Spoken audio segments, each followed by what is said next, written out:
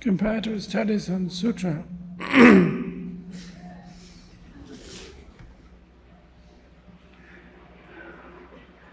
The question here is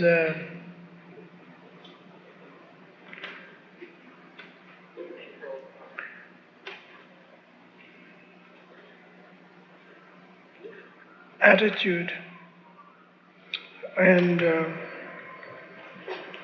intellect, as well as a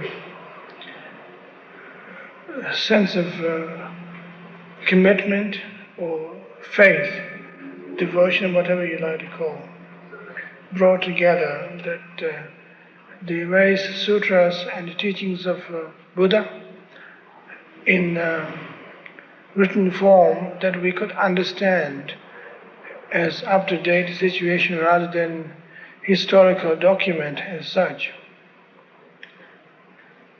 And I think it is very interesting that for us to get into our own everyday life situation at the same time, that how we handle ourselves when we write letters to our friends, our teacher, our relatives, and ourselves. That there is a sense of that you're involved with the area of communication in a very solid and a very definite level. You may be freaked out at the time or feels depressing or feel that there is nothing much to say in terms of composing a letter to your friend or relative or whatever. But nevertheless, there's some sense of continuity takes place.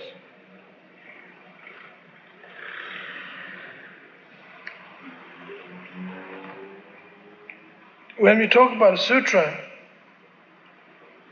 we are talking in terms of how Buddha communicated to us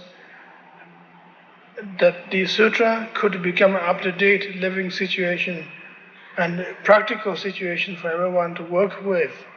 That is enormous achievement. It's fantastic, and we might feel that we are intimidated by such enormous achievement. But at the same time, the sutra situation is also continued in relating with how we relate with the teachings at the same time. That whether we relate our teaching that we received is part of a colorful display that you can get off onto this, or else it is something very real, or teachings could be presented playing off our emotions, that we feel terribly proud of ourselves. Let's take pride in this, and let's indulge our pride that we are involved with the teaching, this particular teaching, whatever it may be. Let us make heroic feeling about the whole thing. And let us salute the flag. And let us sing the national song. It could be in the form of a secular national song, or in the form of prayer or mantra or whatever, that we are doing the same thing. And then there's another area, and let us be so passionate, and let us get into this particular teaching passionately, and let us get into love, passion.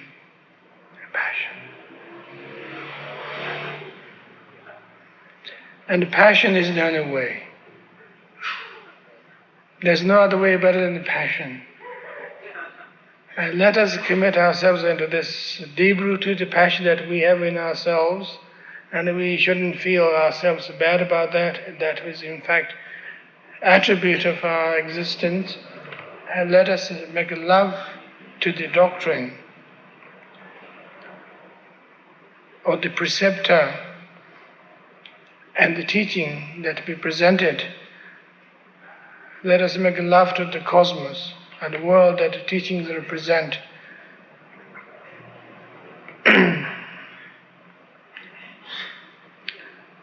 Another area of relating with the teachings in terms of communication is a very aggressive one. Traditionally known as Satanistic in the Western world, but maybe it's not all that devil worshipping as such, but you could be worshipping God, but still you approach your level of inspiration and the level of idea in a devil-like nature, which is aggression, which is taking certain particular attitude to your non-believers. Those who don't believe in us, let them destroy it. Let them have it. And one day they will come back to us because they begin to feel they got completely destroyed, feel absolutely wretched, and they got to come back to us. So therefore we have complete command and reassurance.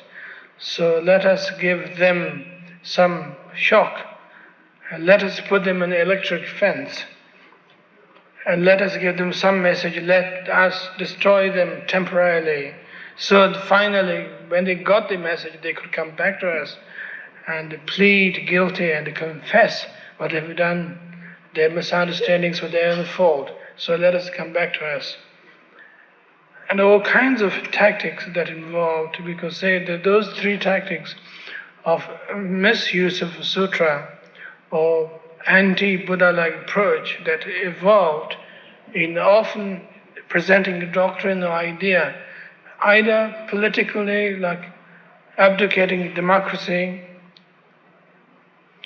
equality, trying to provoke a state of peace, or trying to bring equality of the workers in the communist level, whatever state of ideology might exist, that those three principles are always operating in the proclamation of the doctrine. That's what we're talking about. Sutra is being proclamation of the doctrine. And what we're talking about at this point is that all kinds of styles, proclamation of the doctrine, taking advantage of people's weakness. If they're aggressive, let's get into it, make advertisement out of that. Let us entice them. Passionate, let us entice them. Or proud, let us entice them. But level of pride, according to the traditional doctrine, this point is related with ignorance. So we have three types of poisons operating in the improper way of propagating the Dharma. Is propagating the Dharma from the point of view of taking advantage of people's pride or ignorance, which is saying the same thing, stupidity on the whole, or else taking advantage of people's passion, that they need lover and teachers, manifestation of that, or for that matter, the basic teaching. And then there's aggression, evangelistic, and then doctrinal warfare. That those who disbelieve in this particular thing should be destroyed or should be challenged, regarded as anti-dharma of that particular doctrine, which is the third situation. So in discussing this particular question of true Dharma is concerned in terms of Sutra that Buddha has it presented, and from this point of view, Dharma as Buddha has it presented is intelligent, so that makes you think twice, sharpens your critical judgment, and dispassionate because the presentation is cool and calm.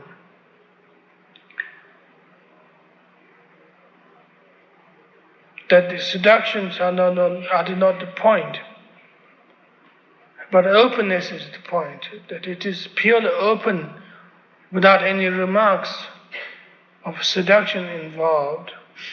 It is non-aggressive because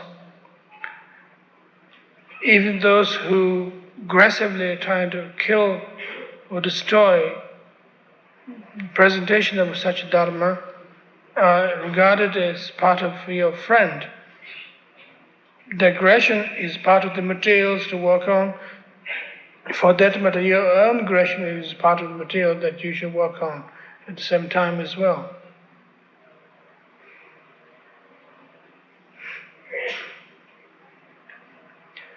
So the question is, the Sutra teaching is anti-ignorant, anti-passion, anti-aggression. From that point of view, for the very reason that Dharma is no longer regarded as doctrine in the popular sense, that it is no longer regarded as a doctrine idea that should catch people, that should catch people's weak point.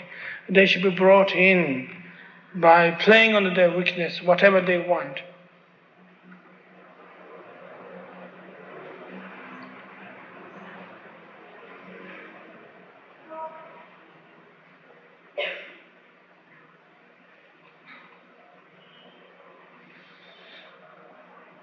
Sutra literally means confluence, junction. Tibetan word for sutra is ndo, which means junction, confluence.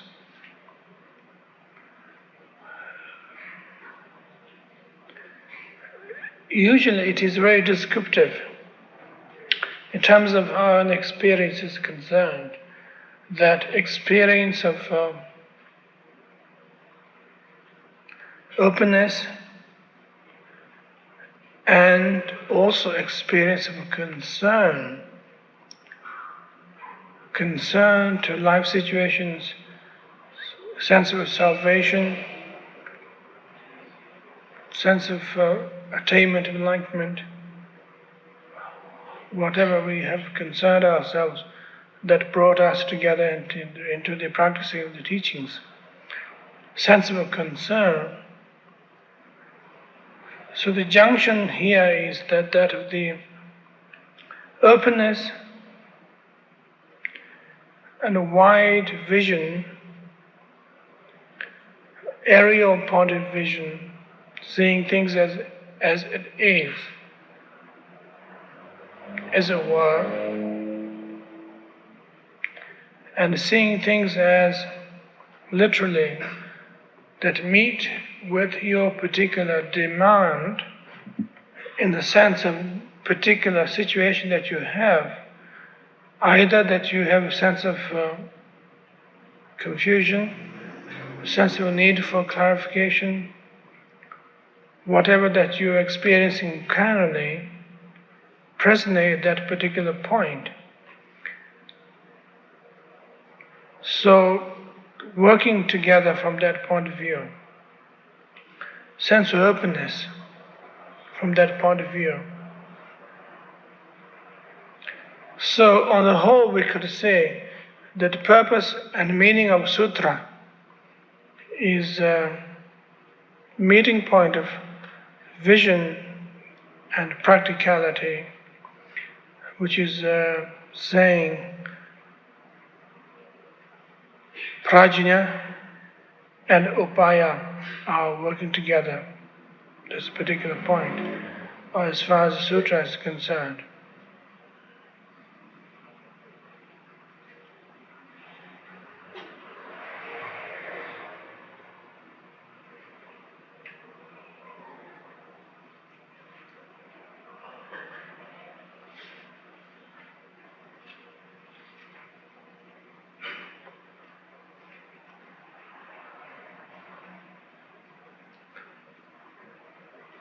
That certain particular sutra, in fact all of them, are compiled after the death of the Buddha, Mahaparinirvana for Buddha. by a council of disciples brought together and compiled them with a certain particular record, a certain particular discussion. And they are often named after the place and named after the situation and named after the people. And for instance, the Lanka Avatara Sutra is named after the situation where Buddha was in the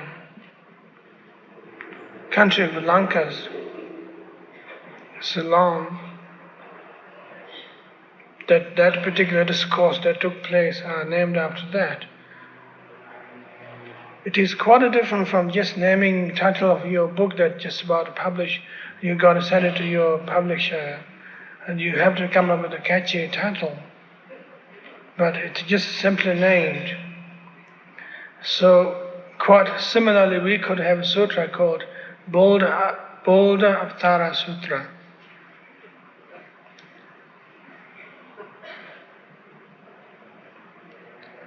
And sometimes the sutra is named after the people who are involved with the basic conversation.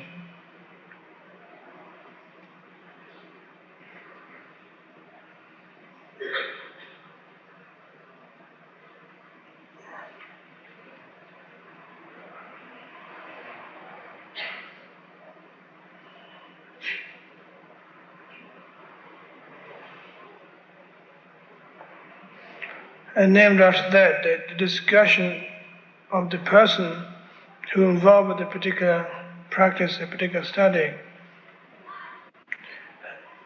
such as the Ongli Mala Sutra, that the Indian warrior who had become suddenly extremely aggressive, that he's been murdering everybody, and his last person that he would like to murder is his mother and the Buddha, which makes 2,000 people finally. And he collected everybody's thumbs as mala, which he wears around his neck. So he tried to chase his mother, and failing that, mother took refuge to the Buddha, and he then chased Buddha. And all discussions revolved around about that aggression with enormous insight that Ongli Mala had, as well as his aggression is problematic. So that was another example of a sutra. And then another type of sutra that is the purely and simply related with the subject matter, that the topic is discussed, and therefore sutra is named after that. Such as like Prajna Paramita Hridaya is the Heart Sutra, as popularly known as.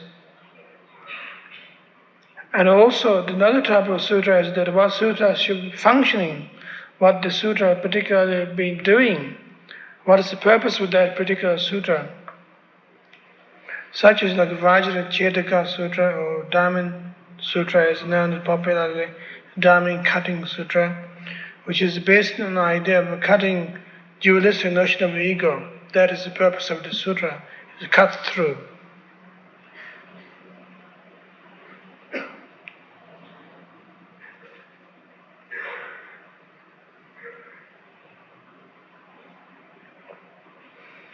So the basic point of sutras are from that way experiencing sense of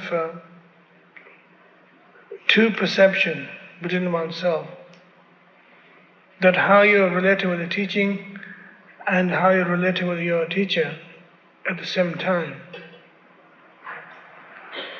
The question here is how we could assimilate 100 108 volumes of sutras, the discourses, the descriptions of the Buddha's teaching in presently 3 languages.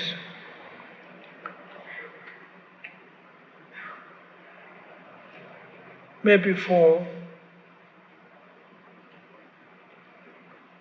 And all of those languages are written in Oriental language, either Sanskrit or Pali or Chinese, Japanese, whatever.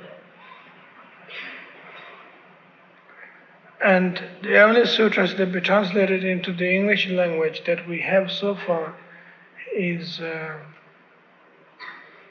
maybe 2% of the basic sutras.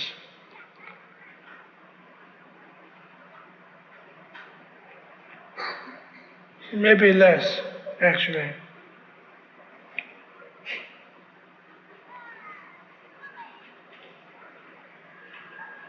Eight point of the 108 sutras be translated in the English language.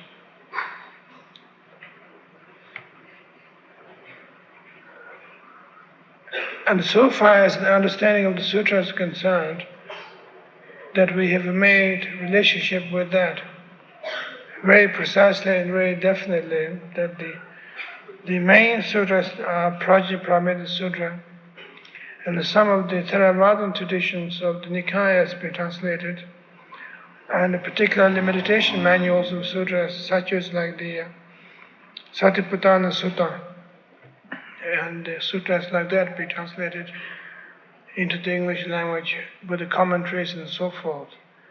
That we in the West feel extremely stupid, say the least, that not having enough open understanding to Buddhism, Buddha Dharma, that we have just fragment of those 108 volumes, just fragment of a few chapters in one big volume has been translated. And how on earth we're going to learn the rest of it? And how we're going to translate them, how we're going to learn the languages, it feels very bad and doesn't feel particularly hopeful that we can't do the whole thing. At least one person couldn't do that, and you need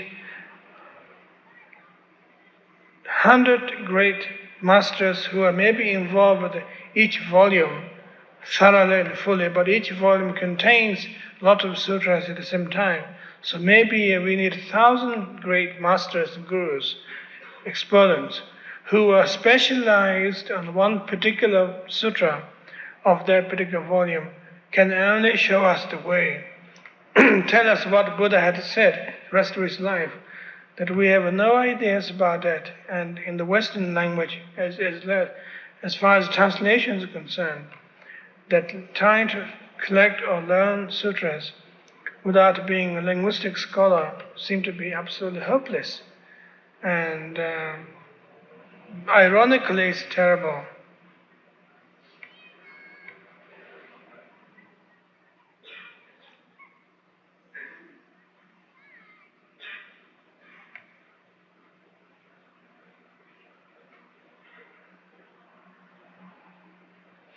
In fact, it is impossible to understand what Buddha had said. And we don't even have a notion of nirvana. It's one simple word that's being over and over and over used by all kinds of people. But we really don't know what nirvana is all about. What does mean nirvana? Tell us. Well, it means freedom, salvation. Sure. But what else means? What does mean freedom? What does mean salvation? Well, everything's going to be okay. We don't have to go through the hassle of life anymore.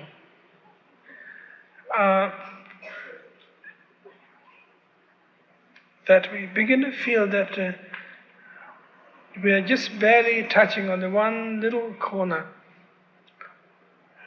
very tiny, weeny little corner of fragmented or even that little piece of sand, which created a part of a gigantic stupa, which is beyond our imagination, but we're just approaching the whole thing from a miniature insect's point of view, not having any comprehension of anything at all, none whatsoever, that what the Buddha had said, what he taught.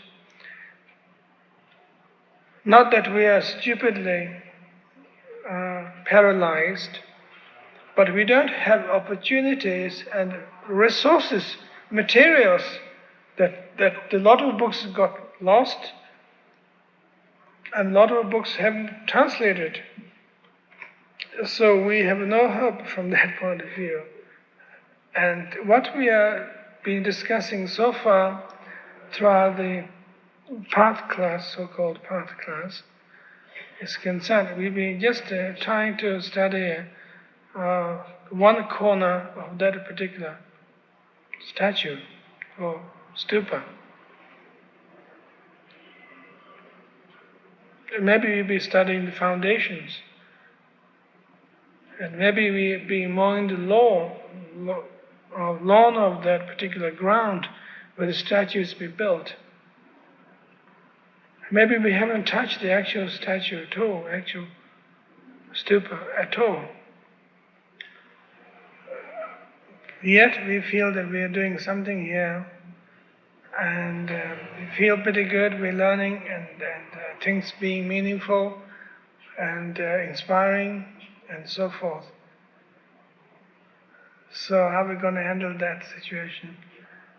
If we want to understand the real meaning of comparative sutra, that we got to dive into an enormous ocean that's much bigger than any ocean on earth.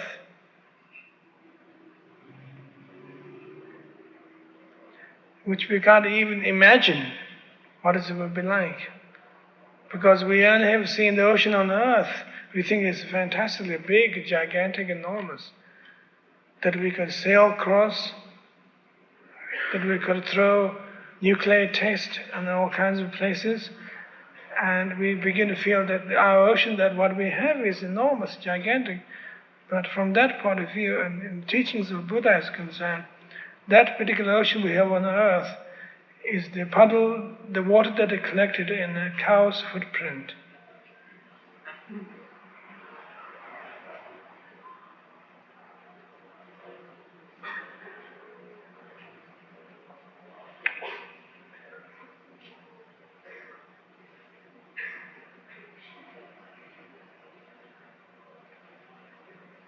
Well, maybe we could discuss on the question of microcosm.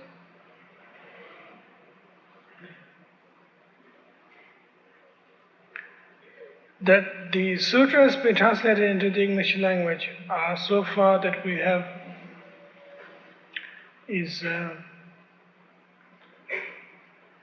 Heart Sutra, Dharma Sutra, which is being popularly presented. And maybe some sutras translated from the Pali text be successfully presented. We do not know how successful they are. But at the same time that we have some glimpse of it, maybe a very small portion of a Buddha's teaching, extremely small portion of a Buddha's teaching. But at the same time, they made a lot of sense to a lot of people, a great deal of people. And such a sutra like Heart Sutra, which is only about 2.5 pages, out of the 100,000, out of the 108 volumes of the sutra, and the 2.5 pages of Heart Sutra made enormous impact on us. That a lot of people feel that we have understood the whole thing, teachings of Buddha. And a lot of people feel that they're just about to understand. And that has made us the basic point of a working basis from here. That for the very reason that we have discussed how we are, who we are to begin with. Let us forget how gigantic and enormous perspective of the teachings might be, maybe great. It might be aeons of work. But however, that the grain of sand that we picked out from that gigantic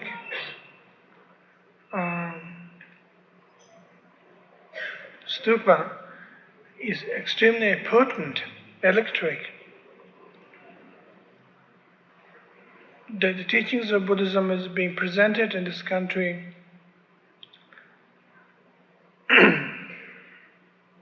almost a century ago, that simply began to take root.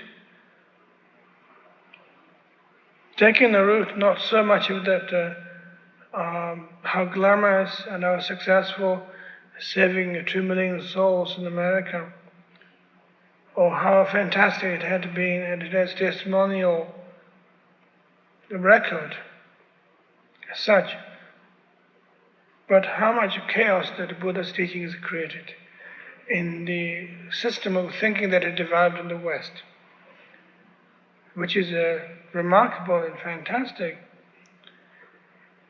That at the beginning we thought that we're going to, any spiritual trips we might involve that are going to give us a sense of eternity, a sense of everlasting life. We're going to be saved because we now can exist forever. That's the definition of being saved, is that we can exist forever. We can continue hour after hour, day after day, week after week, year after years, century after centuries, eons after eons, that we have found something that we can exist eternally.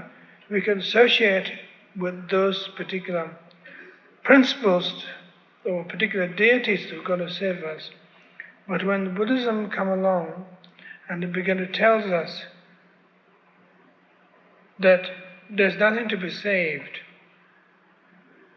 What you mean there's nothing to be saved? I can't understand you.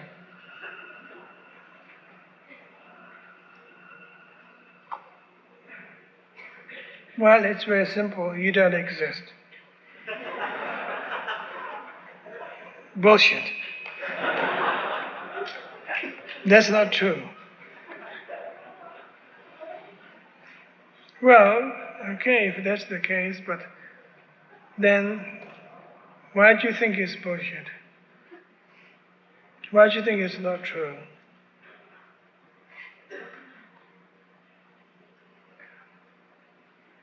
Well, I've been involved with the spiritual path for 30 years. I've been doing my trip and my discipline practice, and I still feel good in spite of my shortcomings.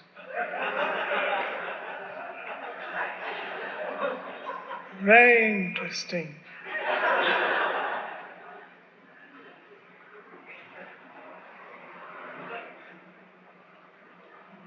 How did you achieve such confidence? Well, it's not particularly so much of a confidence, but I feel good. Because I feel that I've been watched, guided, and I've been led to this particular situation. Guided by who? Well, there is some divine force somewhere keeping an eye on me, because I feel that I'm in good wavelength, vibrations with him, and we are communicating same wavelength.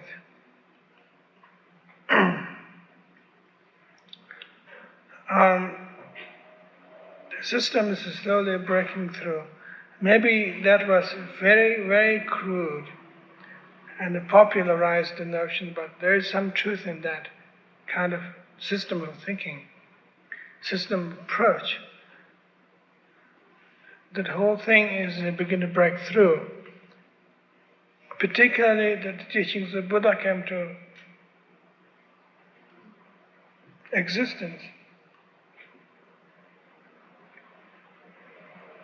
You don't exist.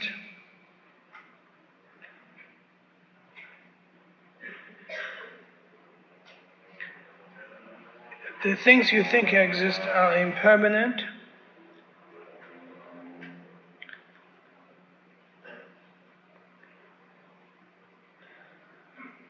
And things you think might be impermanent but still happening are painful, sorrowful, full of pain, misery.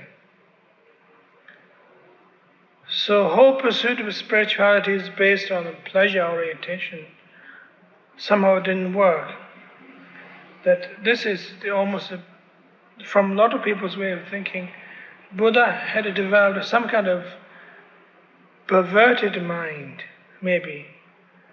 Instead of saying spirituality is bliss, he began to say, before we get it anywhere, let us discuss the pain.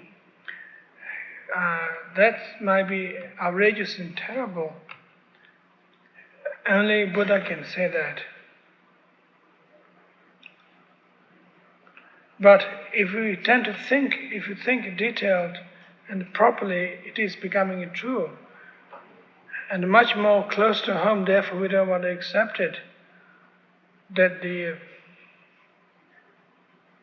being saved in a spiritual discipline feels happy in the spiritual discipline and high in the spiritual discipline.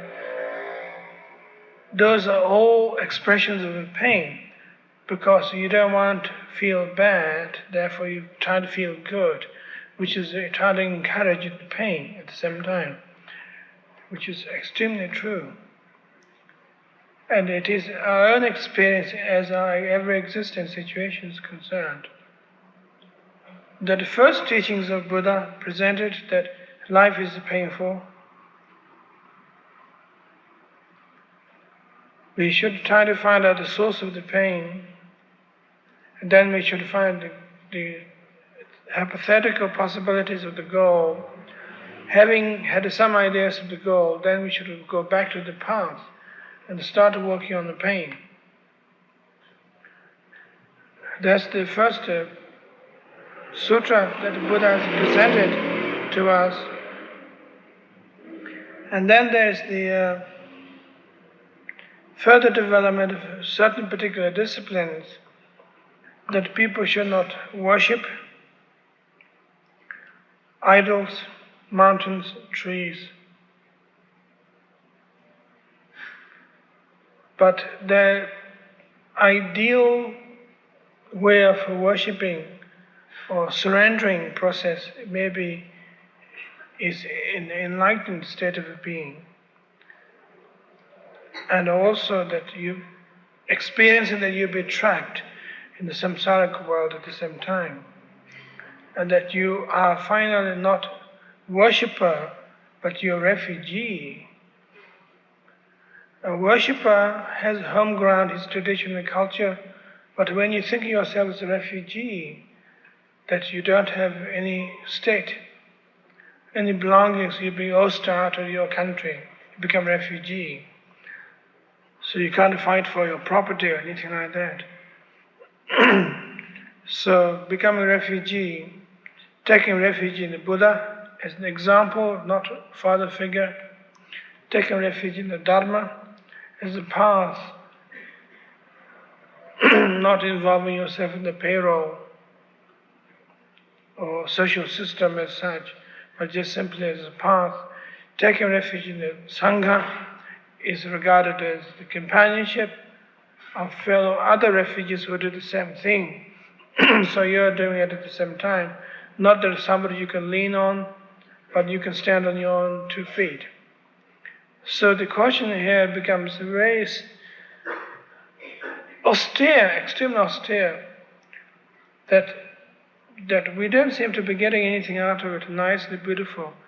And often a lot of students might attempt it. Do the Buddhists believe in a heaven? Since it's supposed to be religion, that all religions believe in a heaven, isn't there good things happening up there somewhere? Buddha would have said, no.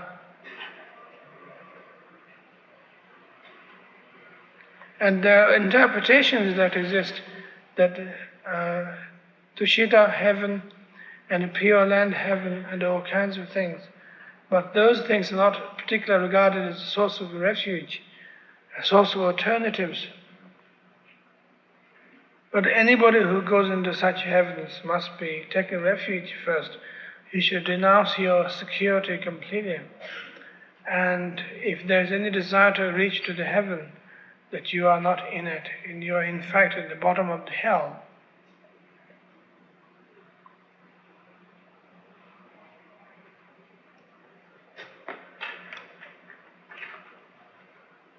And the differences between the teachings of the sutras from the early part of Buddha's life, what's known as first turning of the wheel of the doctrine,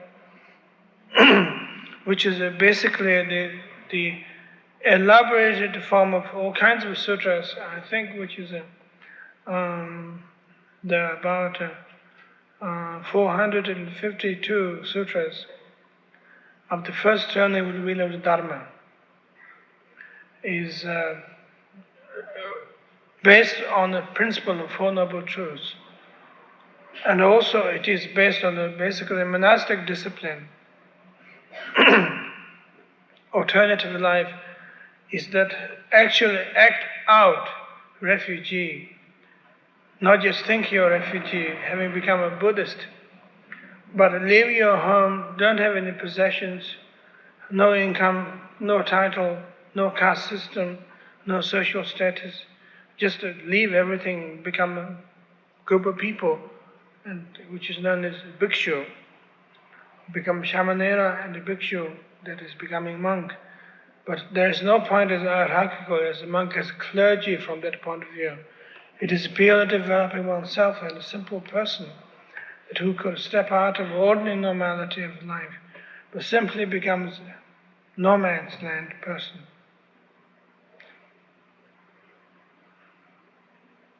Become a tram.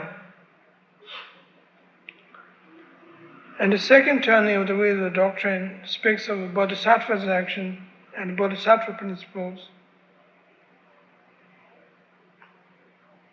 and largely based on the sutras of Prajnaparamita, the great learnings of the knowledge, the Prajnaparamita level, which is transcending knowledge of ordinary understanding, but understanding egolessness, as well as the egolessness is also very sharp and powerful, precise. It is also entity in its own, can cut through the guts of ego, aortas of ego, and destroy selfishness, egohood, by understanding certain particular principle of transcendent ego, which dwells not in duality, but non-duality, of non-existence of ego, which is the basic principle of shunyata, that you could cut through very abruptly. And such sutra are 12 volumes in Tibetan tradition, Tibetan edition, and maybe much more extensive in the Chinese and Japanese tradition.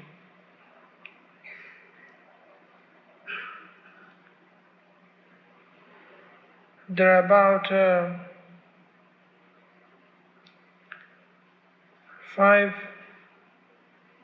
50,000 rather chapters in that, of different types of experience of shunyata, different types of experience of prajna, the basic intellect, and so forth.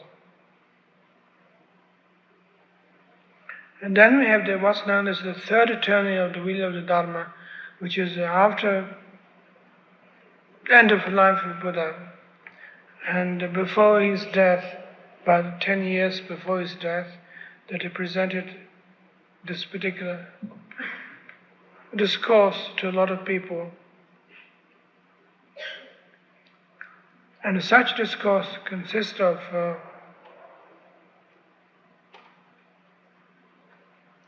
sense of luminosity,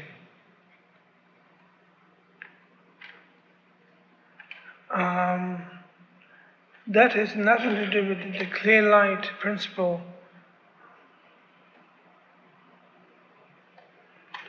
of popular LSD type experience. For one thing, Buddha had never taken LSD. Another thing is that the language seemed to be different.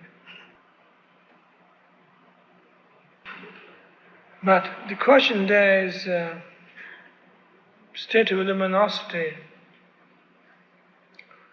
and the state of the action is being more important than contemplation. The action speaks much fuller and much louder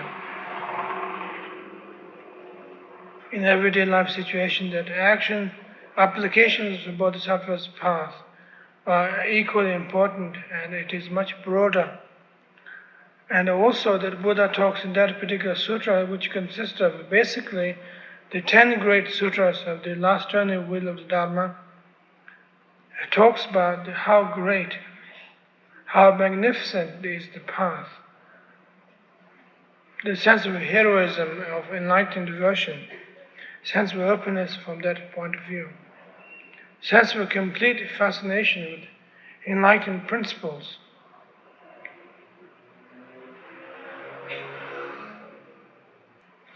That Buddha talks a great deal about the principle of lion's roll, the bravery,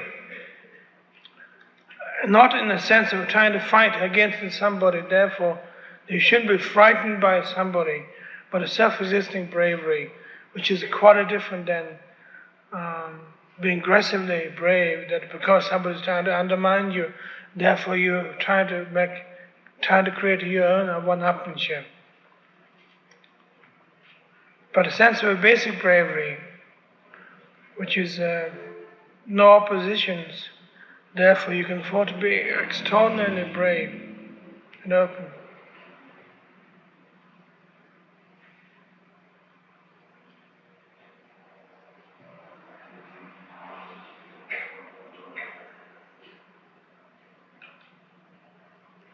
As far as the basic sutra is concerned, that is trying to bring together that junction of intellect, experience, and skillful actions together.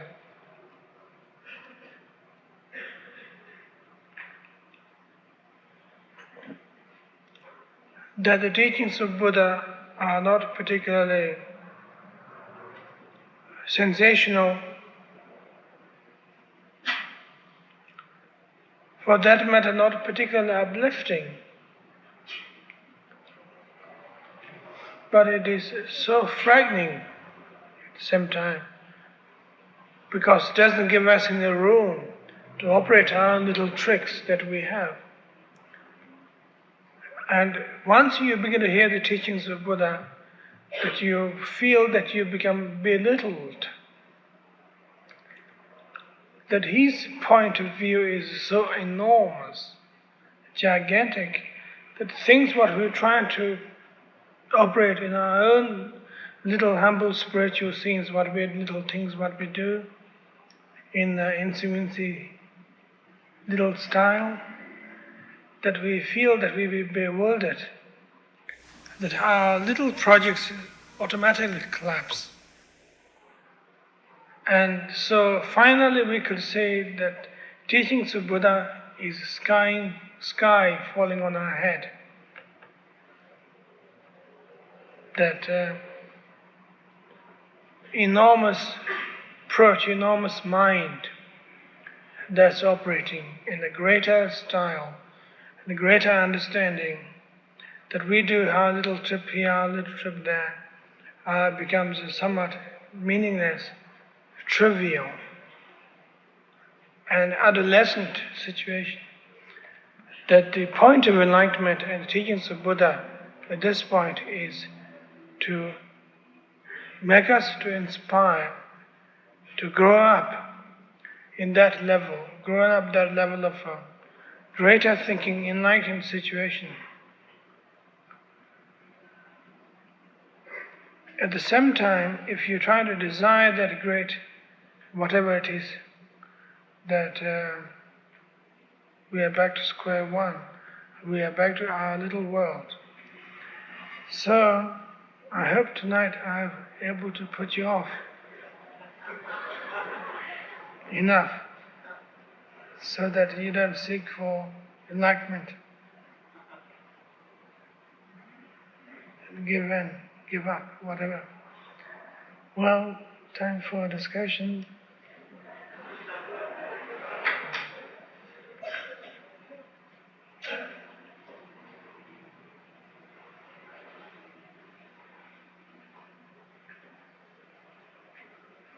The topless gentleman over there.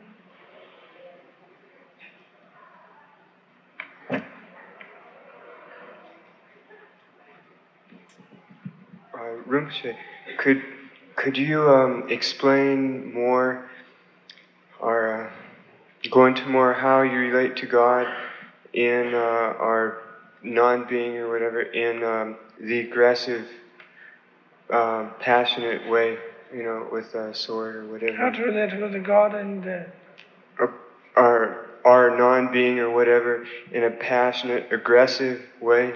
Well, I think that's all related with the whole thing.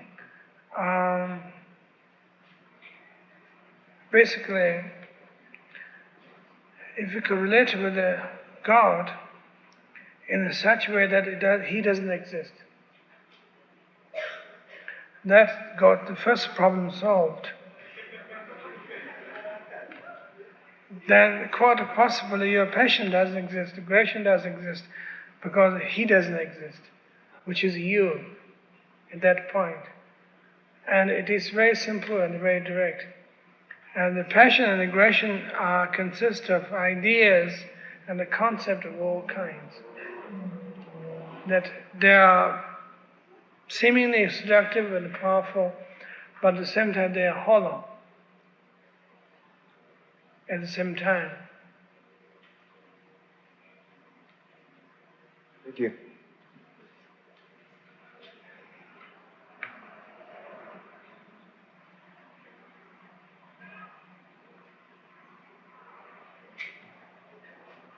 Young lady over there.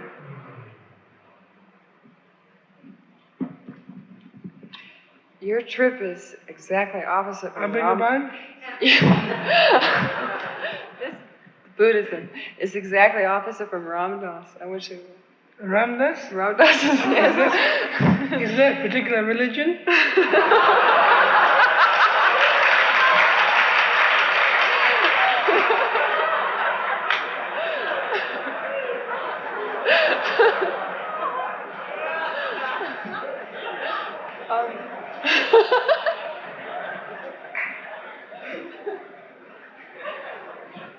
What do you feel about him? Pardon me. Pardon? Pardon me. Pardon me. What do you feel about the fact that Ramdas is here also, and he seems, as it appears to me, to be doing exactly and saying exactly opposite of what you are? I feel extremely good that Ramdas is here, and extremely full of it. And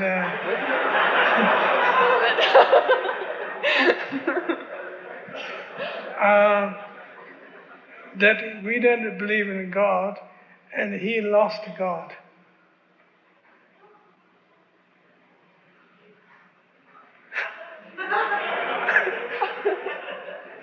And he's still looking for it.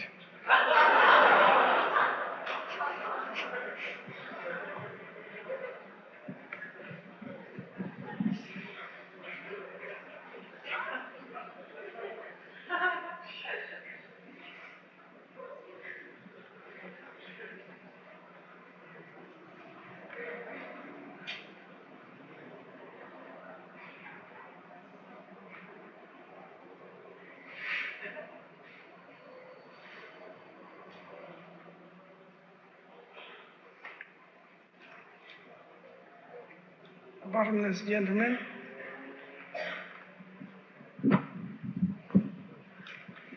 Earlier this year, I saw a very pretty moving film called Requiem for a Faith on Tibetan Buddhism. In the film, it was described that approximately 1/6 of the male population of Tibet at the time of the takeover were monks. Do you foresee anything of this kind ever happening in America?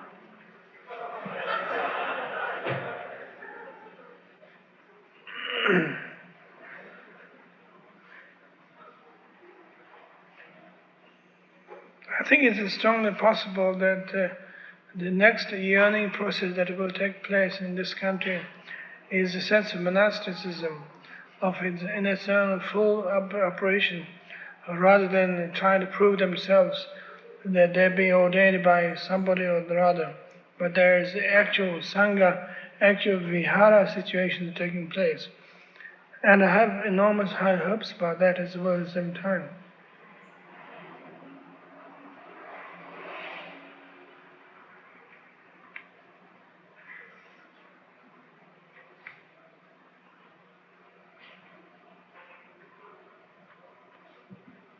In Cutting Through Spiritual Materialism, you speak of the void as being luminous.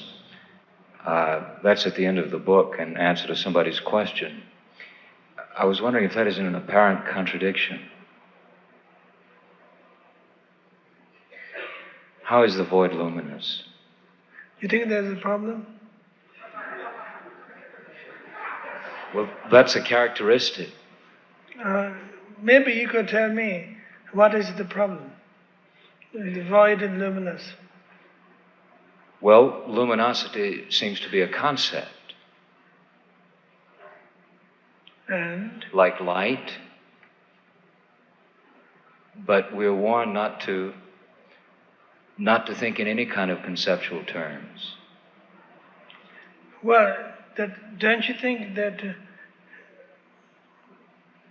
openness and non-existence, from the point of view of Shunyata,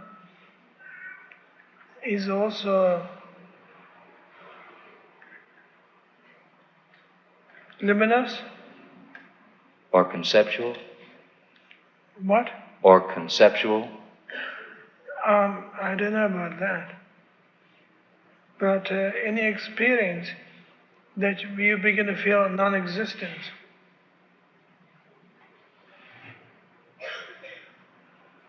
that you feel that things don't exist, things aren't there, including myself.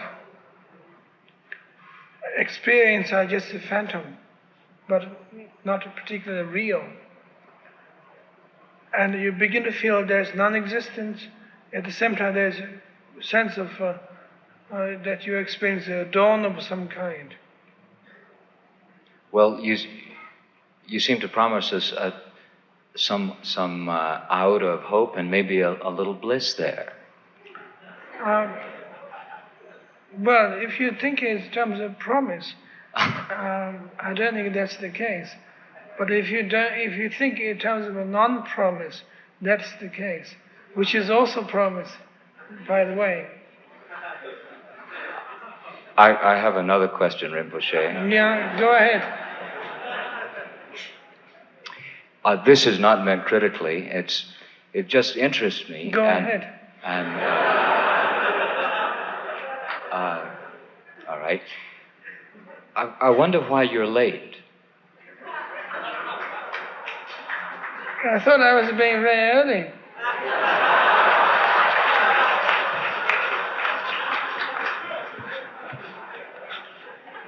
But now you're telling me I have to reconsider the whole thing.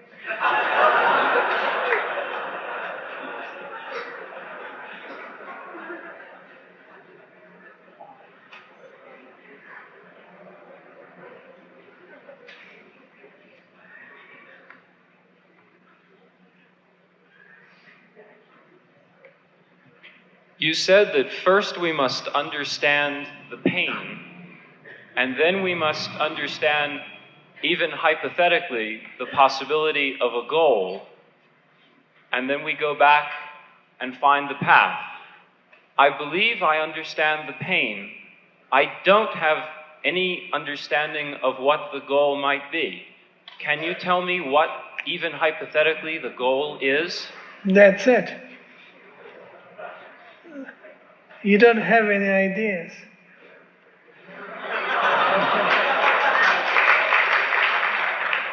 Thank you.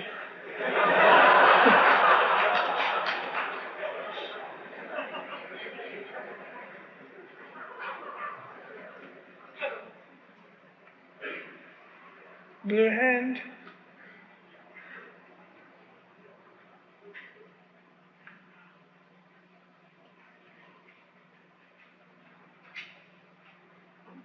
Are the three turnings of the wheel of Dharma related to the paths, Hinayana, Mahayana, whatever?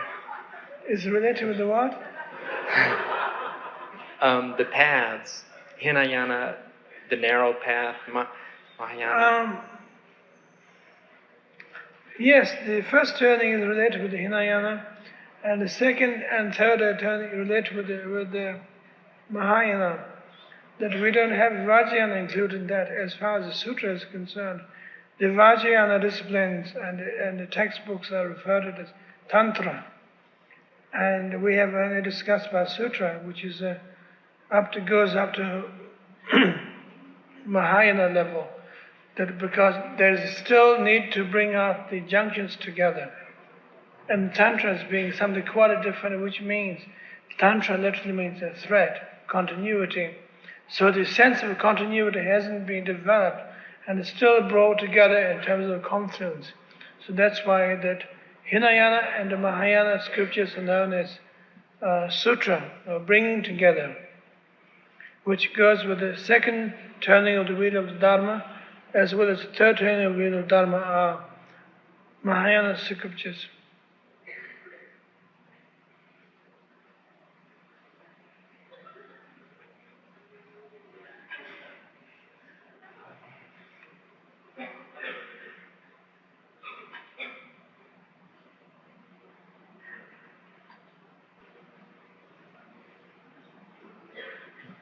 Why is it that once you get on, you can't get off?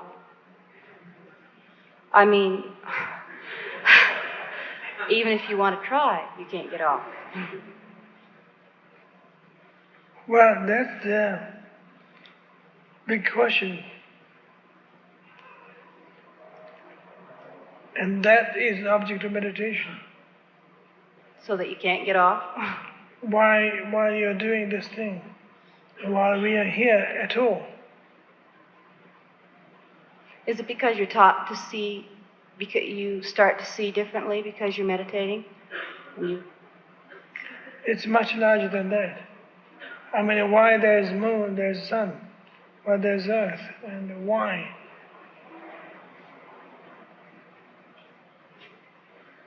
Good luck.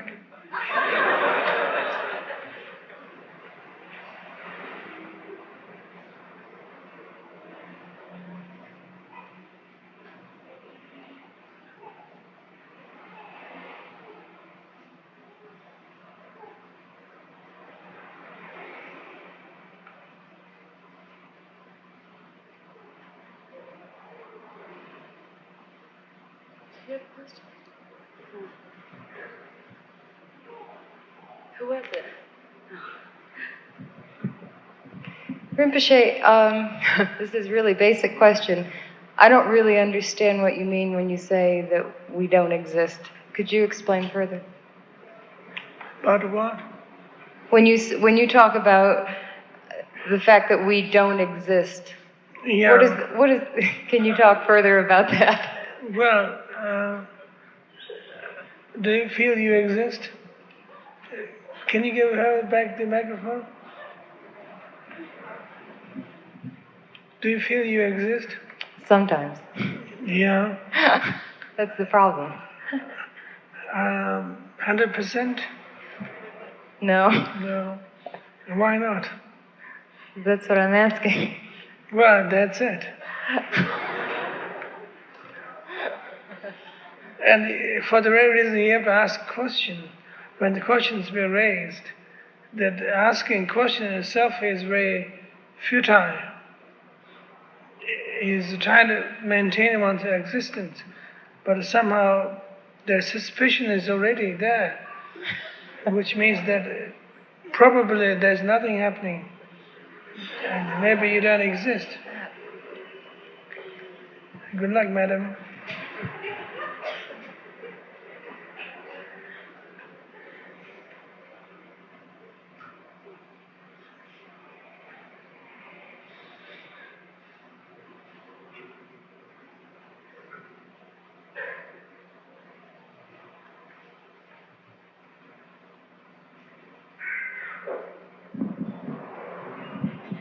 What do you think of Mayor Baba's saying, "Don't worry, be happy"?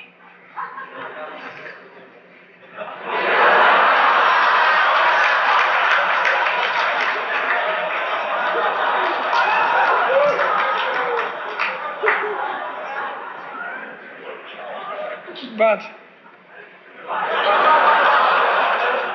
I feel insulted because he probably thinks I'm unhappy. Why should he say that at all?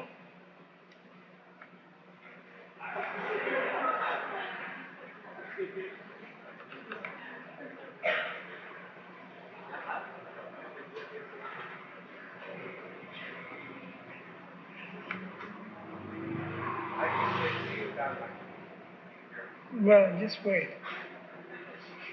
Not share with everybody.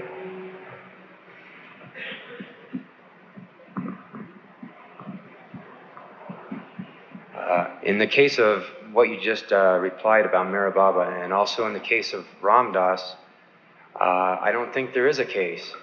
I think that if you imply that there isn't anything, and Ram Das implies to give it up, and Mara Baba says don't worry about it, that it's all really the same nothing. Well, that seems to be the problem. Well, why is it a problem if it's not existing? Problem in a sense that once you begin to use dualistic language, that say, I feel good today, which implies I feel rather shitty yesterday. But it doesn't matter anyway. Well, it doesn't really matter. Who cares? Well, But you care enough to be up here answering questions, and other people care enough to ask them. Yeah, but it still doesn't matter. Well, it seems to be still we're caring for it. And that becomes a problem at this point. Why? Everybody seems to be caring for that and this, and that and that. Why is it a problem? Well, I'm asking you, why did you ask a question at all? I wouldn't have asked you the question if I knew the answer. Yeah, well, so you care for something or other. Well, I ask you back in the same way that isn't that your contemplation point of being up there? It seemed to be you brought up the question. But no, you I brought didn't say it. It wasn't my problem. Rinpoche, you brought it up when you. Oh yeah. And I'm just answering your question with an answer well, you brought formed up as a as question. well. Well, I mean we.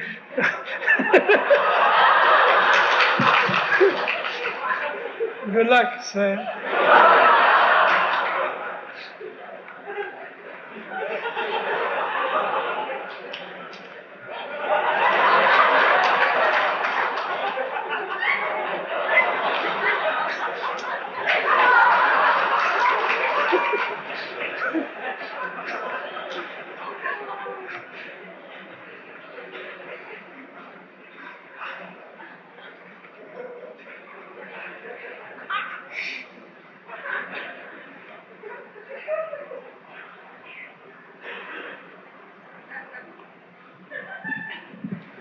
Rinpoche, are the different experiences of shunyata classified in the Abhidharma? Can you say that again? Are the different experiences of shunyata classified in the Abhidharma? Adharma? Abhidharma.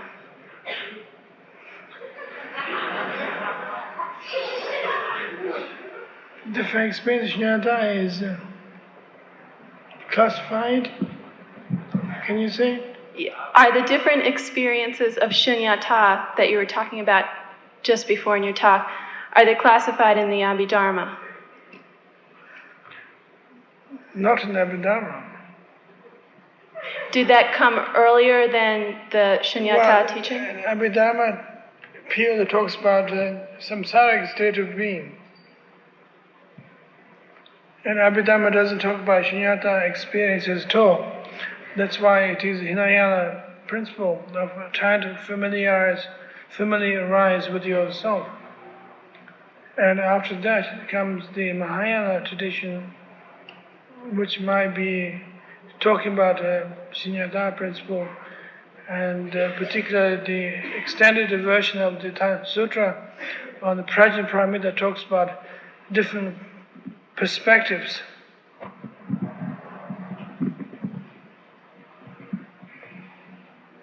There's somebody raising a hand around here?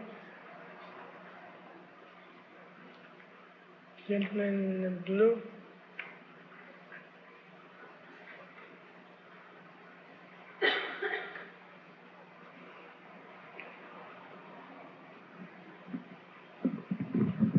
Rinpoche, if we don't exist, who is listening to you? Nobody.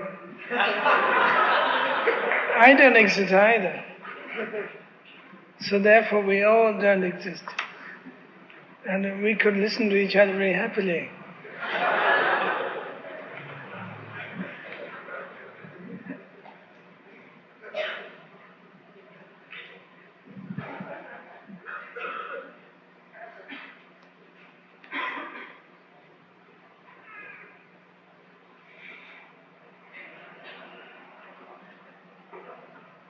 Gentleman over there.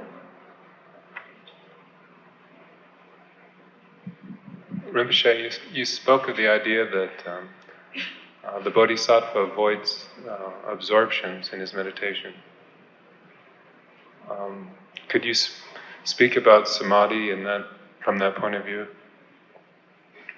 Well, samadhi is a state of absorption.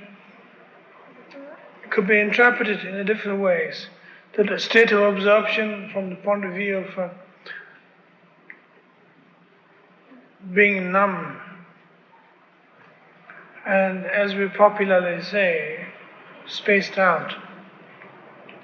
And a state of absorption, on the other hand, like the samadhi of that Buddha interest, like Vajrayana samadhi, that Buddha interest, is a state of complete clarity, very clear. There's no mistaken preconceptions, anything at all. State of complete clarity. So the Bodhisattva interest in the state of absorption or samadhi, that his work of 10 paramitas become very active.